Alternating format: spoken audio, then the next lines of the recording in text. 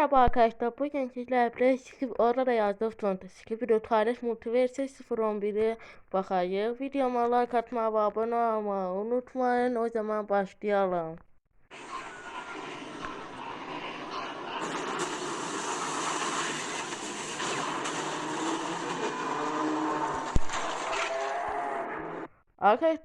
Arkadaşlar video dayandırmayacağım. Bu Titan Spiderman da çok sevmişti ha. Alev silahları getirdi bakın. Çok ağırlı Titan'dı. Aferin buna.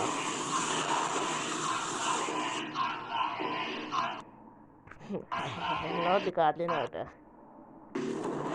Ha? Hoparlör.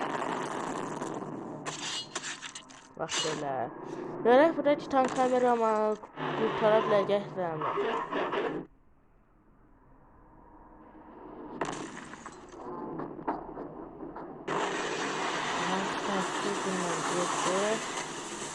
Evet, kontrolünden teşkil etti. Gerek yok.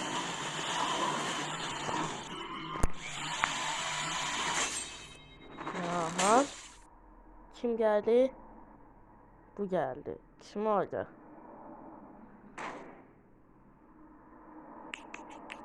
Hadi abi. Gerek yok. Geç bak da. Aha Değirmen. Kameraman. Sizce hangisi kazanır? Bence Değirmen kazanır. Bu VS'de.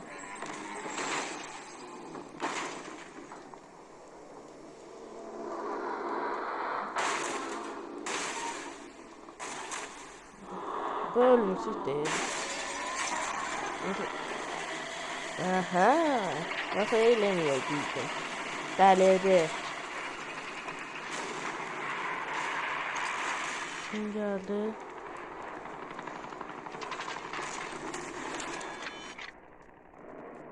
Kim değil mi? Zamanı dondurur be. Kameraman dondur. Aha. TV zaman.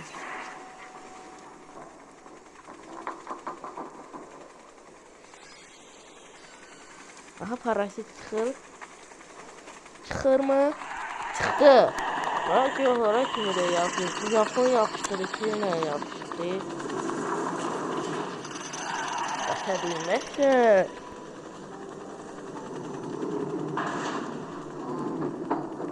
Aha kaçamadı. Zor. Sıra geçti. Alan bunun hiçbir şey takıda yok ya arkadaşlar.